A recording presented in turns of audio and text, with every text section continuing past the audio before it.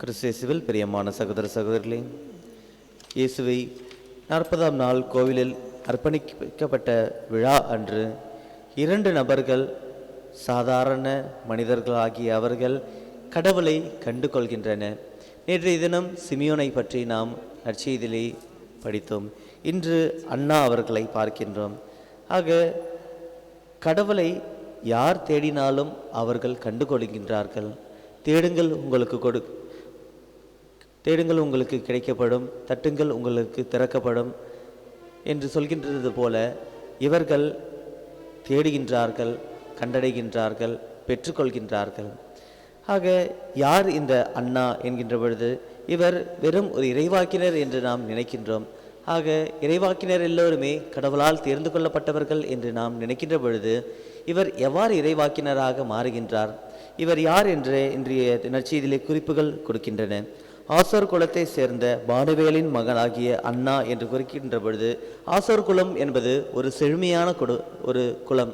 ஆக அந்த செழுமையான குலத்திலே வருகின்ற இந்த அண்ணா செழுமை இல்லாத ஒரு மனிதராக வாழ்கின்றார். ஏனென்றால் தம்முடைய இளம் வயதிலே தம்முடைய கணவரை இழக்கின்றார். அவ்வாறு இழக்கின்ற பொழுது இந்த அண்ணா என்ன செய்கின்றார்? பானுவேலின் மகளாகிய அண்ணா என்றார். பானுவேல் என்பதற்கான அர்த்தம் என்னவாக இருக்கின்றது என்றால், கடவுளுடைய முகம் என்பது அர்த்தமாக இருக்கின்றது, கடவுளுடைய இரக்கம் என்பது அர்த்தமாக இருக்கின்றது. ஏனென்றால் முதல் ஏற்பாட்டிலே யாக்கோபு ஆனவர் ஆடவரோடு போரிடுவார். அவ்வாறு போரிடுகின்ற பொழுது இறுதியிலேயே கடவுளுடைய முகத்தை நான் கண்டேன் என்று கூறுவார். அதே போல தம்முடைய சகோதரரான ஏசாவை அவர் இறுதியாக சந்திக்கின்ற பொழுது, உன்னை பார்ப்பது கடவுளுடைய முகத்தை பார்ப்பது போல இருக்கின்றது என்று கூறுவார். ஆக அதிலிருந்து தான் இந்த பானுவேலின் மகளாகிய அண்ணா. ஆக இதற்கான பெயர், இவருடைய பெயருக்கான விளக்கம் என்னவாக இருக்கின்றது என்றால், கடவுளுடைய இரக்கம், கடவுளுடைய முகம் என்று இருக்கின்றது. ஆக இன்று ஆண்டவராகி இயேசு கிறிஸ்து என்பவர் பிறந்திருக்கின்றார். இவர் கடவுளிடமிருந்து மனிதராக மனு உருவாகி இருக்கின்றார். இவர் கடவுளுடைய முகத்தை நமக்கு காண்பிப்பவராக இருக்கின்றார். ஆக இன்று நாம் எல்லோருமே இறைவனுடைய முகத்தை கண்டு இருக்கின்ற ஒரு மனிதர்களாக நாம் இருக்கின்றோம். ஆக இந்த அண்ணாவும் அவர்கள் கடவுளுடைய முகத்தை கண்டவராக இருக்கின்றார். ஆக மனிதர்களை குறித்து இருக்கின்ற இவருடைய வாழ்க்கை என்பது இறைவனை குறித்ததாக மாறுகின்றது. ஆக 7 ஆண்டுகள் தம்முடைய கணவரோடு வாழ்ந்தவராக இருக்கின்றார் என்கின்ற பொழுது இந்த 7 என்பது விவிலியத்திலே முழுமை என்பதை குறிக்கின்றது. முழுமையாக தம்முடைய வாழ்க்கையை வாழ்ந்த இந்த மனிதரானவர் என்ன செய்கின்றார்? தம்முடைய கணவரை இழக்கின்ற பொழுது மனிதர்களை தேடி செல்கின்ற வாழ்க்கையாக அல்லாமல் இறைவனை தேடுகின்ற வாழ்க்கையாக தம்முடைய வாழ்க்கையை மாற்றிக்கொள்கின்றார்.